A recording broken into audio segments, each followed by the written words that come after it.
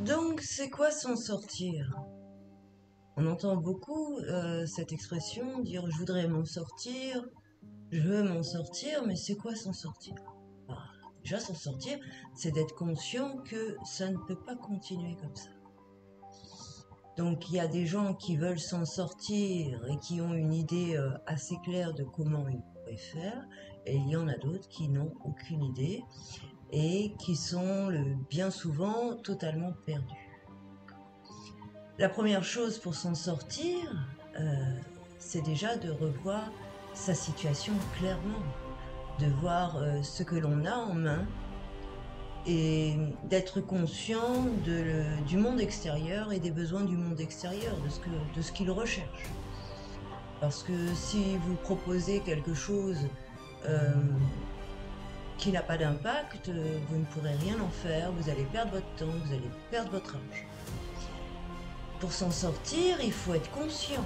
Ça veut dire que il faut d'abord avoir développé une certaine force mentale claire pour pouvoir envisager d'avancer.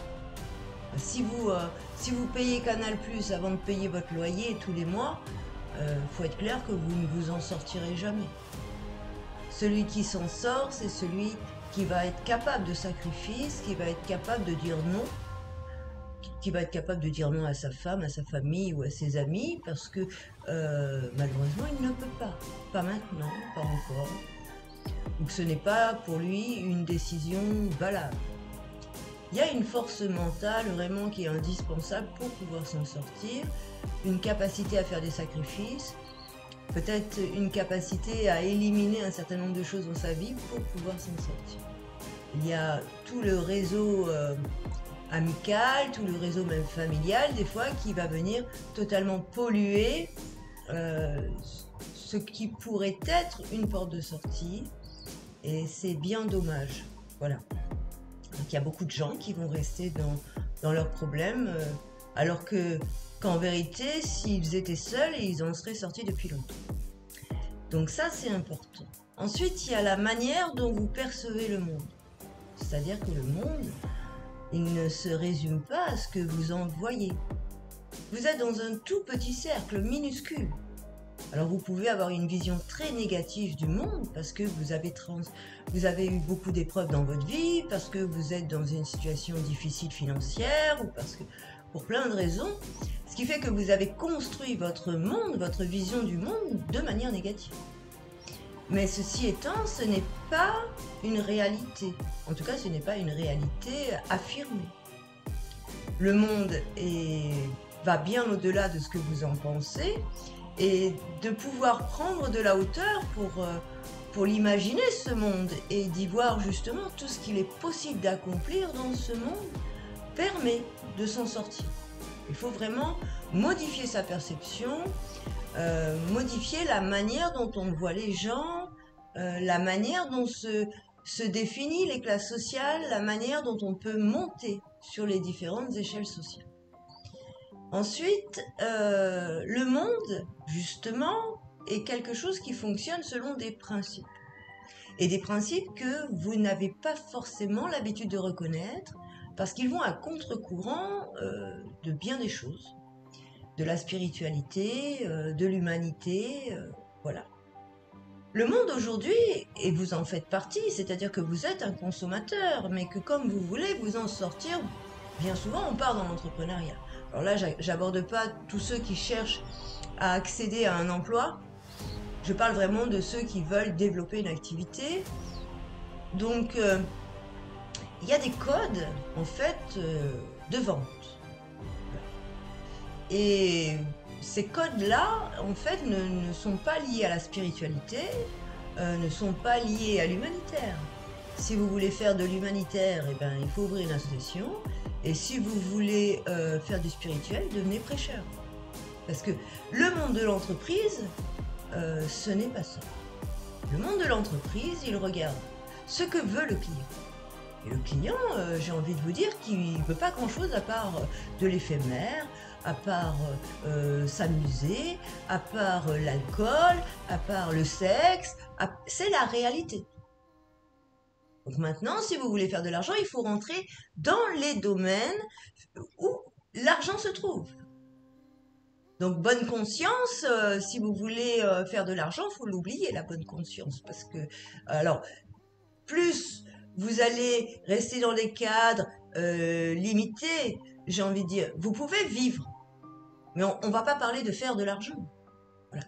Maintenant, si votre sagesse, elle vous travaille et que vous voulez juste vivre, vous pouvez vivre dans un contexte tout à fait simple, sans rentrer dans des domaines qui sont de toute façon pour la plupart déjà des monopoles qui sont utilisés par des grands groupes. Hein. Il y a plein de domaines dans lesquels vous ne pourrez jamais rentrer. Plus maintenant, c'est fini. Si vous n'êtes pas déjà dans le milieu par le biais de vos familles ou tout ça, il y a des milieux dans lesquels vous ne pourrez jamais rentrer, dans lesquels que même si vous rentrez, ça restera à la petite échelle et que vous ne pourrez jamais évoluer véritablement dans ces domaines.